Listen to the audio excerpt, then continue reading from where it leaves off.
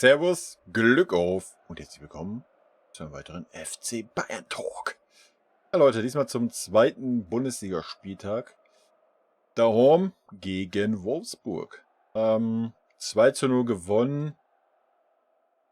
Wenn wir die letzten beiden Spiele sehen, ein sehr unspektakuläres Spiel, sag ich mal. Kein schlechtes Spiel. Ja, wir haben nicht mehr gemacht, wie wir mussten. Wir haben, was offensiv anbelangt, einen überragenden Musiala gehabt, haben defensiv in meinen Augen überragenden Upa gehabt und haben verdient gewonnen. Ja, da gibt es keine Zweifel. Haben ein bisschen Pech gehabt mit irgendwie der sehr kuriosen Abseitsentscheidung, wo wieder ein C über irgendeine Linie war, die irgendwelche Leute in irgendwelchen Keller ziehen und dafür 5 Minuten brauchen. Ganz ehrlich, verstehe ich nicht diese Sachen, aber da können wir gleich nochmal ein paar Worte zu sagen.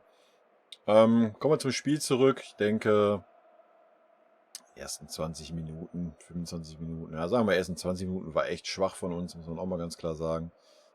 Da waren wir gar nicht drin. Hat man schon alleine ein Pavard gesehen, der gefühlt die ersten 3, 4 Zweikämpfe alle verloren hat, wurde ständig überlaufen.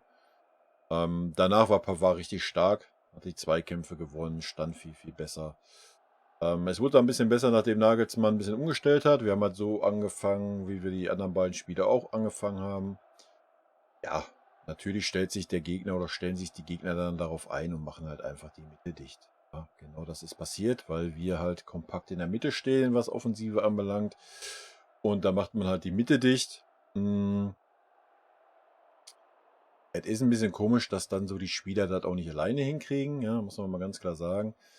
Aber dann war es ja so, dass wir zumindest auf der rechten Seite immer jemanden stehen hatten. Ob es ein Gnabry war oder Müller war, es war immer jemand rechts da, sodass die Seite besetzt war und auch da bei den ein oder anderen Spieler gebunden hat und dadurch dann wieder ein bisschen mehr Raum in der Mitte war.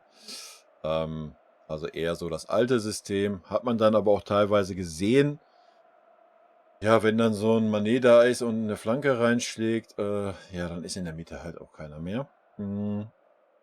Oder auch sonst die eine oder andere Flanke, wo wir es dann versucht haben. Ja, war da ein bisschen schwierig in der Mitte. Ja, da hat dann schon so ein richtiger Neuner natürlich irgendwo gefehlt.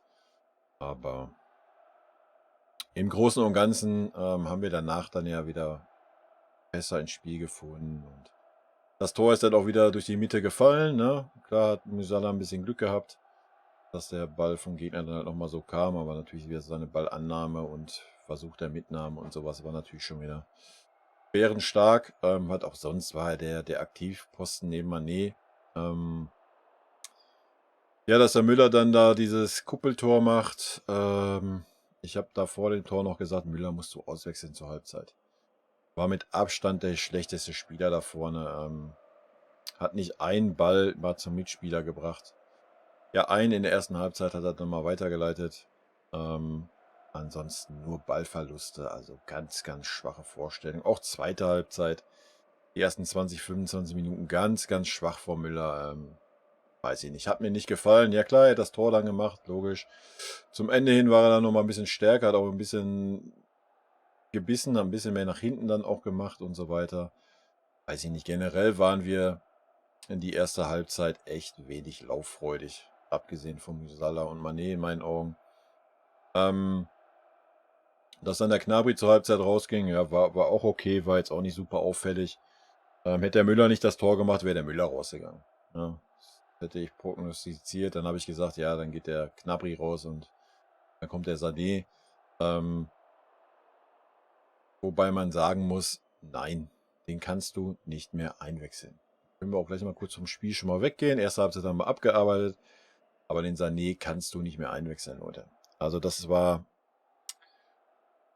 grenzte teilweise für mich an Arbeitsverweigerung. Das war schon in der Rückrunde so und es ist absolut keine Besserung da. Es ist eher noch schlechter geworden.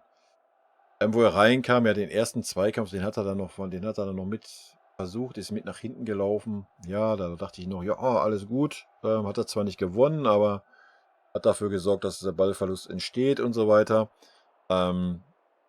Aber danach grenzte das teilweise, ich weiß ja nicht. Es war halt so, ja, ich bin auf dem Feld aber eigentlich möchte ich gar nicht hier sein. So ein bisschen Levi-Style kam das durch. Ich weiß ja nicht, ob es so ist. Man kann das nur von außen irgendwie rein interpretieren. Ich kann es mir anders nicht erklären. Vielleicht hat er private Probleme, keine Ahnung, seit über 'n halben Jahr, man weiß das nicht.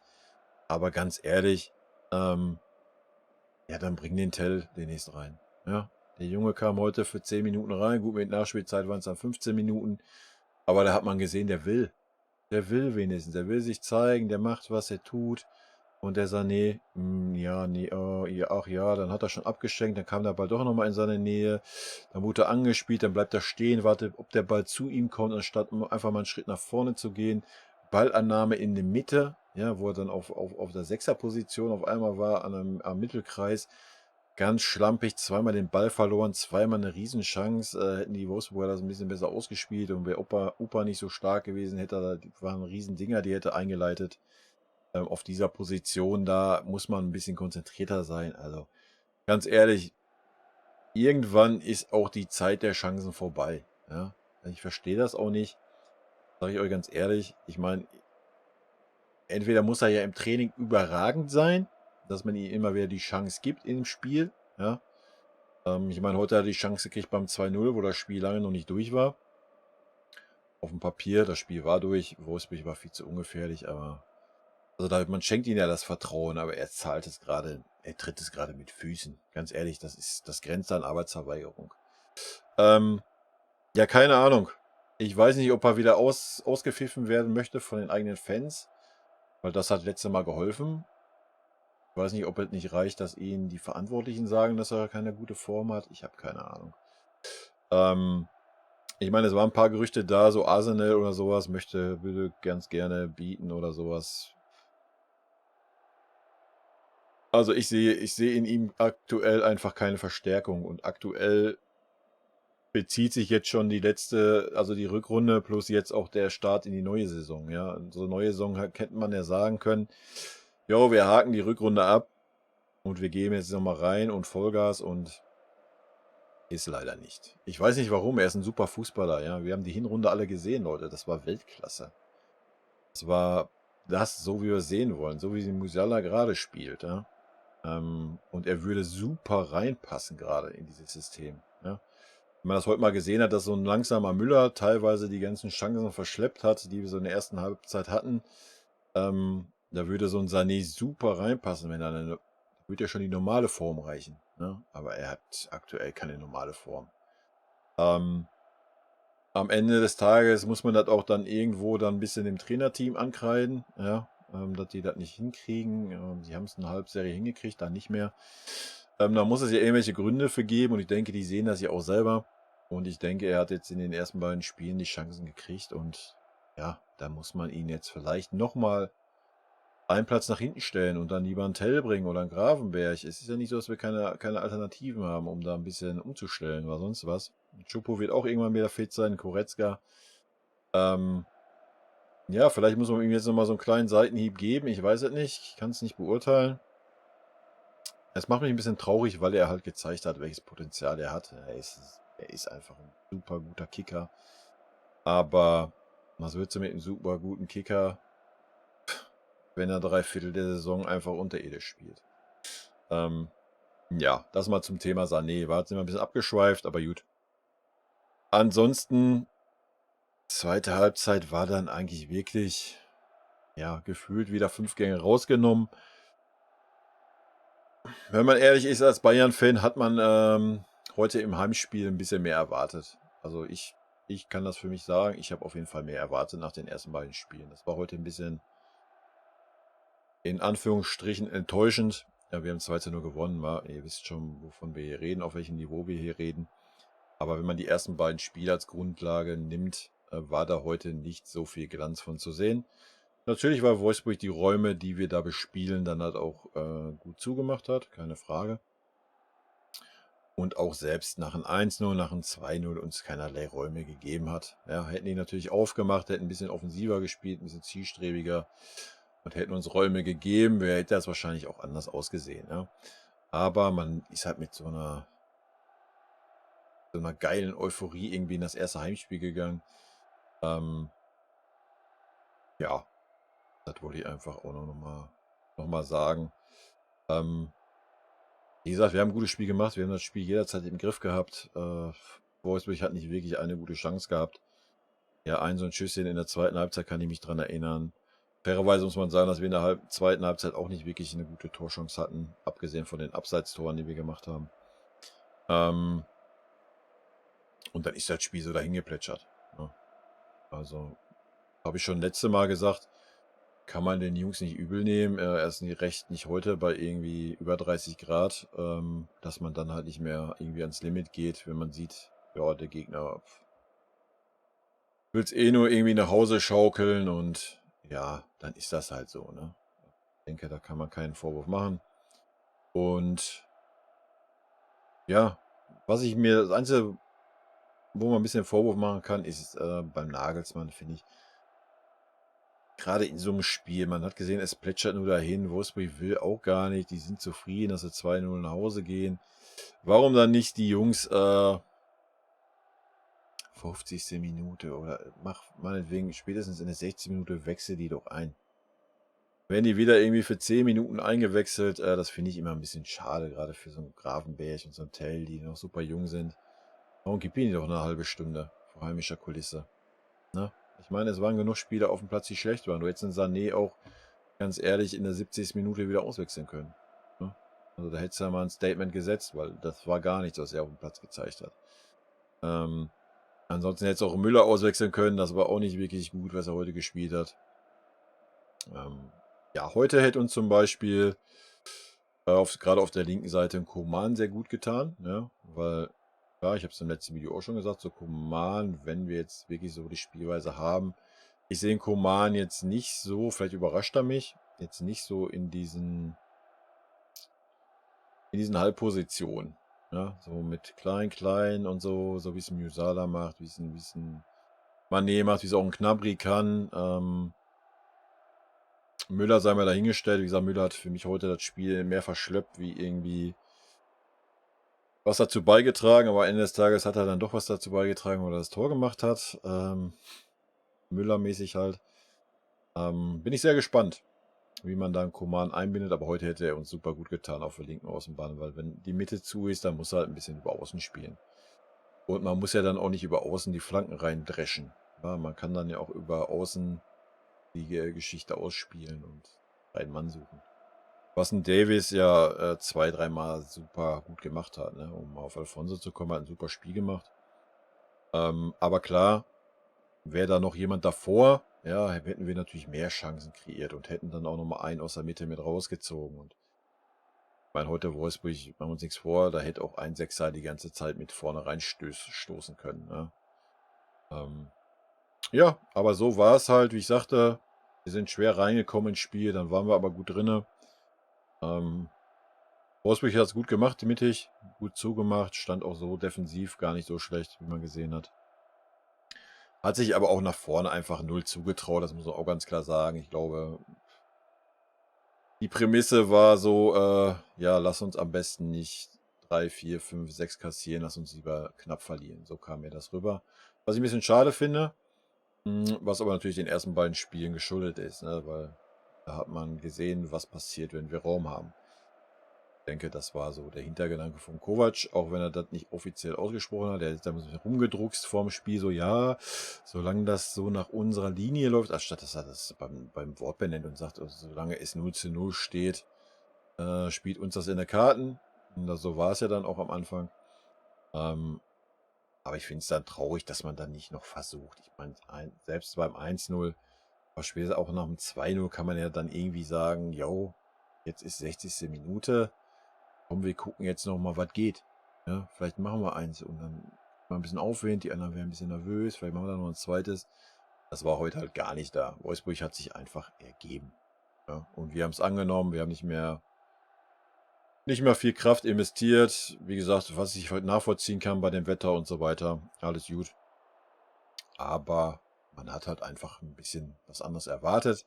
Was aber auch okay ist, hätten wir die jetzt auch noch irgendwie 6, 7:0 abgeschossen, ja, dann wäre es halt noch extremer in der Zukunft. Erwartungen hin und her. So sehen wir jetzt wieder, yo, so. Wir können auch den ruhigen Stiefel durchspielen, können geduldig spielen, was wir heute getan haben. Können auch ein, zwei schwache Leistungen auf dem Platz kompensieren, die wir heute auch hatten, in Form von Müller meines Erachtens nach. Auch Gnabry war jetzt nicht so mega gut und in der zweiten Halbzeit ein Sané war ein Komplettausfall, da war Müller schon besser in der zweiten Halbzeit. Das kriegen wir auch hin, ja. Das war halt letzte Saison auch gar nicht der Fall. Da hätte ich mir aber auch gewünscht. Wie gesagt, wir haben so viel Potenzial auf der Bank, dass man dann einfach früher reagierte in meinen Augen. Aber gut, am Ende des Tages spricht alles für Nagelsmann, alles richtig gemacht. Wir haben 2:0 gewonnen. Also zu 0. Sind Tabellenerster. Alles ist schicki, ne? Gut. Werfen wir mal einen Blick auf die Statistiken, würde ich sagen. Klein, wa? Was ist denn los? Ja, 2:0. Haben wir gesagt, Ballbesitz 68:31. Ja, das sagt schon viel aus. Ja, also 70:30 haben wir schon lange nicht mehr gehabt. Und von diesen 68, die wir haben, waren 30 aber auch wirklich easy rumgeschiebe. Was keine Kritik sein soll, ja. Das ist einfach so, wenn Wolfsburg uns keine Räume gibt und nicht kommt. Warum sollen wir mehr machen? Dann lass den Ball auch durch die eigenen Reihen laufen. Vielleicht kriegen wir nochmal durch eine Einzelaktion irgendwie eine Chance. Oder Wolfsburg gibt uns durch irgendwas nochmal ein klein bisschen Raum. Dann hätten wir das dritte gemacht. Haben wir ja gesehen bei dem Abseitstor zum Beispiel. Und wenn nicht, dann nicht. Drauf geschissen. Ja, 2:0 gewonnen, ganz souverän. Keinerlei Gefahr. Auch ein Gegentor gehabt. Ja, gut. Fouls 7:10, Zweikämpfe 52:48. Habe ich viel, viel mehr bei uns gesehen. Gerade in der zweiten Halbzeit. Wie gesagt, erst noch 25 Minuten sind wir schwer reingekommen. Auch in die Zweikämpfe. Ja. Schüsse aufs Tor 8:2. Schüsse insgesamt 24:8. Ecken 8:4. Angekommene Pässe 519:195. Flanken 15:6. Schüsse insgesamt Kimmich 2, Sané 2, Pavard 1. Torschussvorlagen Kimmich 1. Gewonnene Zweikämpfe Kimmich 10, Pavard 9, Davis 6. Ballkontakte 115 Pavard, 90 Kimmich, 84 Davis. So, gefoult worden. Wie immer schenken wir uns. Ja, das mal zu den Statistiken. Ansonsten würde ich sagen, gehen wir mal die Spiele einmal kurz durch. Neuer, ja, hat er so ein, zwei kleine Wackler drin, aber so fußballerisch und sowas war er schon auf der Höhe. Aber man muss auch ganz klar sagen, er war heute einfach auch nur gefordert. Will ich bei einer 3 sehen. Hernandez hat eine schwierige erste Halbzeit gehabt, fand ich. Also war so der wirklich sehr schwer neben Pavard so reinkam, so zweikampftechnisch und sowas. Aber hat Hernandez ja öfter mal, ne? Das kennen wir ja schon aus der letzten Saison, dass er manchmal so ein bisschen braucht. Umso länger das Spiel ging, auch nach seiner gelben Karte, hat jetzt niemals das Gefühl gehabt, so ja, ist jetzt irgendwie gelb-rot gefährdet oder sowas. Und zweite Halbzeit dann ganz, ganz souverän. Ne? Ganz, ganz stark. Würde ich bei einer guten 3 sehen. Aber aufgrund der ersten 25, 30 Minuten würde ich ihm jetzt keine 2 attestieren. Upa war für mich eine ganz klare 2. Also Upa habe ich heute bärenstark gesehen, wie viele Bälle wo er einfach zwischen dem Mann und dem Ball war. Er ist gar nicht irgendwie irgendwelche Zweifel aufkommen ließ, dass irgendwie ein Zweikampf geführt werden muss. Ja. Und die Zweikämpfe, die er führen musste, bärenstark einfach. Klar, so Aufbauspiel ist immer noch ein bisschen Luft nach oben, aber auch das hat mir heute ganz gut gefallen. Einmal ist er ja auch so ein bisschen vorgeprescht, aber dann waren auch die Räume auch schon wieder eng. Hat für mich ein ganz, ganz starkes Spiel gemacht. Ganz, ganz starke Saison. Das ist eigentlich so der Upa, den ich letztes Jahr schon erwartet habe. Ja, wenn man so das Gespann Upa Hernandez sieht, ja, wird ein Delight oder Delicht, ja, schon in Topform kommen. Was mir heute sehr gut gefallen hat, was ich auch gesehen habe, ja, dass der Upa auch mal Anweisungen gegeben hat. Ne? Das hat man ja sonst noch nicht so gehabt. Verständlicherweise, ja, wenn man vom Typ eher so ein bisschen der Ruhige ist natürlich schwer zum neuen Verein zu kommen und gleich so sagen, ich bin der Abwehrchef, so wie es vielleicht so ein Delicht macht. Also hat mir bärenstark gefallen. Also wir haben da ein richtiges Luxusproblem auf der Innenverteidigerposition. Also bin ich sehr gespannt, was da die kommenden Wochen bringen. Vielleicht sehen wir auch mal eine Dreierkette oder sonst was. Bin sehr gespannt. Opa für mich bärenstark. Pavard, ganz, ganz schwacher Anfang und dann aber auch wieder bärenstark. Ja? Ähm, sonst, wenn er so angefangen hat, konnte er sich meistens nicht mehr aus dem Tal befreien, so in den Spielen. Das war heute ganz anders. Hat wieder ein bärenstarkes Spiel gemacht, auch dann nach hinten hin. So die ersten 20, 25 Minuten war Katastrophe nach hinten hin. Wurde ganz, ganz oft überlaufen, kam in keinen Zweikampf vernünftig rein. Mm. Und dann auf einmal irgendwie so, klack, wir haben den Schalter umgelegt und es läuft wieder so, wie es lief. Auch sein Schuss da nochmal aufs Tor, der knapp war, hat für mich auch ein sehr, sehr gutes Spiel gemacht. Aber aufgrund dieser ersten 20, 25 Minuten ist es für mich auch nur eine 3. Sonst hätte man ihm auch eine 2 attestieren können. Fonsi, Fonsi würde ich heute auch bei einer 2 sehen. Hat für mich ein bärenstarkes Spiel nach vorne gemacht und nach hinten auch. Man muss fairerweise sagen, dass der Baku sich relativ wenig zugetraut hat gegen Fonsi. Ja. Das haben wir schon mal anders gesehen. Ein ganz interessantes Duell eigentlich. Aber heute, ja, man hat ganz klar gesehen, was bei Wolfsburg die Devise war halt einfach, wenn wir ein bisschen Ballbesitz haben, behalten wir den Ball in unseren Reihen, schlagen mal lang, hoffen mal, dass irgendwas irgendwo abfällt und ansonsten stehen wir kompakt. So, das war alles. Von daher war Fonsi in der Defensive jetzt nicht wirklich stark gefordert. Einmal beziehungsweise zweimal hat er eine Flanke zugelassen, das war nicht ganz so gut. Bei der einen Sache konnte er aber relativ wenig für. Da war es einfach 2 gegen 1. Aber ansonsten hat Fonsi ein gutes Spiel gemacht. Ja. Hat er so offensiv, hat natürlich dann auch viel Platz gehabt auf der Seite.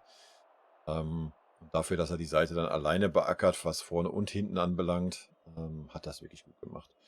Gnabry würde ich bei einer 3 sehen, weil ich ist mir jetzt nicht groß negativ aufgefallen. War für mich aber noch nicht mal der Schwächste da vorne von den Vieren, wenn ich die mal nehme. Salah, Sané, Müller, Gnabry. Ich habe Müller schwächer gesehen. Ja, aber so ein bisschen. Ja, man hat ja einfach heute gesehen, dass wenn wir keine Räume haben mittig, ja, dann haben wir halt einfach keine Räume und dann ist es schwer für so einen Gnabry. Klar ist das auch ein Dribbler und so weiter, aber jetzt nicht so der Filigrane, wie es ein Musiala vielleicht ist, oder auch ein Mané in meinen Augen. Ja. Da sieht man schon, dass er, wenn er ein bisschen mit Speed kommt, mehr Vorteile hat. Aber schlecht war er auch nicht, muss man auch mal ganz klar sagen. Wie gesagt, für mich war er auch nicht der Wechselkandidat, sondern eher Müller. Aber Müller hat dann irgendwie da noch den Knochen dahin gehalten und dann ja, war es relativ schwer zu sagen, ja, ich nehme den Müller jetzt mal raus in der Halbzeit. Ne? Ich glaube, hätte der Müller das Tor nicht gemacht, wäre der Müller nicht mehr wiedergekommen. Ja, Gnabry würde ich bei einer 3 sehen. Kimmich würde ich bei einer 2 sehen. Wir haben es gerade auch bei den Zweikämpfen gesehen. Hat für mich einen tadellosen Job gemacht. Jetzt nicht so offensiv, vielleicht, wie man es denkt, ein bisschen verhaltener. War aber immer anspielbereit, hat ein paar wichtige Zweikämpfe gewonnen, so dass Wolfsburg auch gar nicht irgendwie. Ja, Wolfsburg hatte nicht einen gefährlichen Ball mal auf die Innenverteidiger. 1-2, aber die hat der Upa gleich weggesnackt, so erste Halbzeit und zweite Halbzeit auch. Gut, einmal war der Kruse so ein bisschen da, wo der Sané da halt diese gefährlichen Sachen da in der Mitte veranstaltet hat. Aber ansonsten war unser Doppel-6 sehr, sehr, sehr, sehr stabil. Also Kimmich würde ich bei einer 2 sehen. Musiala natürlich eine 2, eine gute 2. Nicht nur wegen dem Tor, auch so, er war viel unterwegs, mittig außen, war immer anspielbereit, wollte immer den Ball haben. Mir richtig gut gefallen. Genauso wie Mané. Aber Mané wurde viel strenger gedeckt wie die Musiala, ja. Muss man mal sagen. Und dafür hat er echt noch ganz gute Szenen gehabt, der Mané. Mit dem Abseitstor ein bisschen Pech gehabt, mit dieser einen Chance ein bisschen Pech gehabt. Aber ich denke, man hat heute auch gesehen, so. Es hatte ihn so ein bisschen geärgert, dass er dann runter musste. Ich glaube, er hätte noch gerne das Tor gemacht vom Heimpublikum. Aber trotzdem dann bockig oder sowas, ne? Und ich denke mal, wie er gefeiert wurde, genauso wie Musiala. Ich denke, das sollte auch alles zeigen, ja? Also ziehen wir den Mané gleich vor. Für mich war Mané heute auch eine 2. Auch alleine, was er gelaufen ist, was er verloren gelaufen ist, ja? Ohne dass der Ball dahin kam oder sowas. Das muss man halt auch immer sehen. War für mich auch ein gutes Spiel. Müller, wie gesagt, Müller habe ich heute nicht so gut gesehen. Die letzten 20 Minuten haben mir gut gefallen. Ich weiß nicht, ob er sich da vielleicht ein bisschen hat fallen lassen mehr. Da war er auf jeden Fall ein bisschen mehr am Spiel beteiligt und hat auch ein bisschen ein, zwei nach hinten gut abgegrätscht. Einmal kann ich mich noch daran erinnern, an der gleichen Stelle, wo Sané war, nur Sané war im Spielaufbau, das war, wo Wolfsburg den Ball hatte, wo er dann dazwischen geht. Bärenstarke Aktion von Müller. Dann das Tor, also können wir den Müller auch nicht schlechter wie eine 3 bewerten. Ja, das muss man auch ganz klar sagen. Aber ansonsten habe ich so die erste halbe Stunde, 35, 40 Minuten schon so das Gefühl gehabt, so Müller war immer derjenige, der das Spiel verschleppt hat. Ja, unsaubere Annahme, unsauberen Pass, nicht ein Pass zum Mitspieler, das hast du richtig gemerkt. So die drei da vorne waren heiß, hier Tiki-Taki. Und immer der Müller hat es irgendwie versaut. Ja, also da bin ich sehr gespannt, wie sich das auch entwickeln wird in Zukunft. Klar, ich bin absoluter Müller-Fan und klar, wie man eben auch immer sagt, Müller ist auch so der Coach auf dem Platz, was so Pressing anbelangt und so weiter. Alles gut. Aber heute war eh nicht viel mit Pressen, weil Wolfsburg gar nicht rausgerückt ist. Ja, die standen einfach in ihrer Hälfte und war gut. Ja, da muss der Müller in meinen Augen ein bisschen konzentrierter sein. Ja. Bin ich sehr gespannt. Ansonsten hat natürlich wie immer, er war außenmittig, ist viel gelaufen, gar keine Frage. Hat halt viele unglückliche Aktionen gehabt. Aber hat sich zum Ende des Spiels halt auch da rausgearbeitet. Da muss man auch ganz klar sagen. Ne? Also das spricht dann auch schon für ihn. Also, lange Rede, kurzer Sinn, eine 3. Sabitzer würde ich auch bei einer 3 sehen. War jetzt nicht super auffällig, aber so erste Halbzeit hat er mir ganz gut gefallen, hat ein paar gute Zweikämpfe geführt. Auch gerade wenn Kimmich da mal irgendwie Probleme hatte, hat er ansonsten Bälle ganz gut verteilt. Ja, ich hätte mir irgendwo gewünscht, gerade gegen Wolfsburg, dass einer der beiden so 'n Tacken offensiver wird, ja. Also gut, am Ende des Tages, wenn eh keine Räume da sind und das ganze Spiel in einer Hälfte stattfindet, ist es dann auch schwer, sich da auch noch mit vorne einzuschalten, das noch enger zu machen. Kann ich dann auch schon verstehen. Aber sonst ein gutes Spiel gemacht, in meinen Augen. Von daher eine 3. Gut, damit sind wir durch. Mané hatten wir. Wie gesagt, so Auswechselspieler tue ich mir ein bisschen schwer mit Benotung. Aber ein Sané werde ich heute benoten, ist für mich eine 6. Sage ich euch ganz ehrlich, da sehe ich keinen Grund, da noch auf eine 5 zu gehen. Das war ausreichend, war es schon gar nicht. Es war ungenügend. Und das war es wirklich. Ich habe das vorhin schon angerissen gehabt. Teilweise Szenen gehabt, also teilweise Szenen gehabt, wo man dachte so, er ist gar nicht auf dem Platz. Ja, ja, der Ball mal einmal kurz weg, er dreht sich um und dann kommt der Ball doch noch mal zu ihm und ach ja, oh, jetzt ist ja doch der Ball hier. Also ganz, ganz schwierig. Ich weiß nicht, ob er keinen Bock auf unseren Club hat oder was. Ich weiß nicht, was da intern los ist. Kann alles sein. Ich meine, er hat bei Manchester auch schon so Phasen gehabt. Aber nicht über so einen langen Zeitraum, zumindest was ich so mitgekriegt habe. Also hat er immer mal ein, zwei gute Spiele, dann wieder drei, vier schlechte, immer so schwankend. Das war schon immer so bei ihm. Aber jetzt bei uns so die ganze Rückrunde war schlecht. Ja. Und jetzt war es richtig schlecht. Auch vom Einsatz her. Ja, er zeigt dann ein, zwei Mal Einsatz. Aktuell ist er der Knabri. Sagen wir mal, wie es ist. Er kam ja für den Knabri. Aktuell ist er der Knabri. So der Knabri immer so, ja, ich mache jetzt mal einen guten Zweikampf, da gebe ich mal Gas mit nach hinten. Das reicht. Danach kann ich dann so tun, als ob, trab so ein bisschen hinterher. Und das macht ein Sané gerade. Nur, dass der Sané dann auch noch abschaltet, wenn es nach vorne geht. Ja, das ist beim Gnabry nie der Fall. Wenn es nach vorne geht, war er immer da. Ich habe es vorhin schon gesagt, ich finde es sehr, sehr schade, weil es einfach ein super, super starker Kicker ist. Wenn der Bock hat, mega. Wir haben es in der Hinrunde gesehen, habe ich vorhin auch schon gesagt. Allerdings, ja, was willst du machen? Wollt sie ihnen ein Kilo Honig in den Arsch blasen oder was? Irgendwann ist vorbei, ja. Wir sind beim FC Bayern.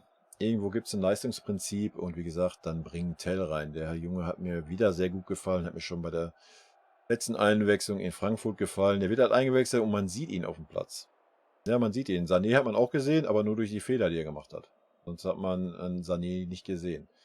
Was mir dabei noch einfällt, gerade so die letzte Viertelstunde, war es dann zu viel klein, was wir vorne gespielt haben. Ja, wir hätten locker noch ein, zwei gefährliche Situationen kreieren können, wenn einfach mal jemand geschossen hätte. Ja, wenn einfach mal jemand geschossen hätte.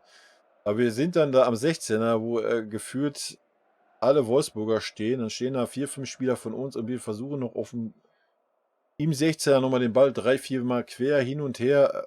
Da ist keiner, der auf 16 Meter mal das Dinge nimmt und einfach aufs Tor nagelt. Ja. Und das hat mir ein bisschen gefehlt, um das vielleicht nochmal kurz einzustreuen. Ansonsten Grafenberg, ja, haben wir kaum gesehen. Ne? Also ich habe ihn kaum wahrgenommen auf dem Platz. Ich kann mich an 1, 2 Szenen erinnern, die auch unglücklich waren. Ja, aber nach vorne ging in der Zeit eh nicht mehr viel. Aber wenn man das dann mit so einem Tell vergleicht, der ist halt aufgefallen. Der hat Bock, der war da hier, der war da. Hat noch ein Dribbling versucht. Ja, ist mal eins fehlgeschlagen, eins hat super geklappt. Und ja, wie gesagt, für mich musst du ein Sané aktuell nochmal eine Position nach hinten stellen und hinterm Tell. Ja, und wenn demnächst jemand schwächelt, zur Halbzeit auswechseln, fand ich übrigens super. Ja, sollte Nagelsmann sich angewöhnen. Wenn du so viele starke Spieler auf ein Level hast, dann bring den Tell doch einfach mal rein für eine Halbzeit. Ja? Wenn es dann gar nicht geht, kannst du immer noch jemand anderen dann auswechseln. Für einen Sané, aber heute war das wirklich ungenügend und in einer gewissen Art und Weise Arbeitsverweigerung in meinen Augen.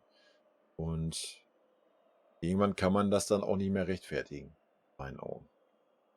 Gut, Leute, das soll es gewesen sein. Das ist mein Fazit zu dem Spiel zu Hause gegen Wolfsburg. Übrigens, Sonntagsspiele sind scheiße. Das wollte ich auch noch sagen. Und wir spielen nächste Woche wieder um die gleiche Uhrzeit, sonntags, gegen Bochum. Schade für Bochum. Ich denke, das könnte... Die Spiele jetzt nicht gesehen von Bochum. Ich habe nur gehört, die haben nicht so schlecht gespielt.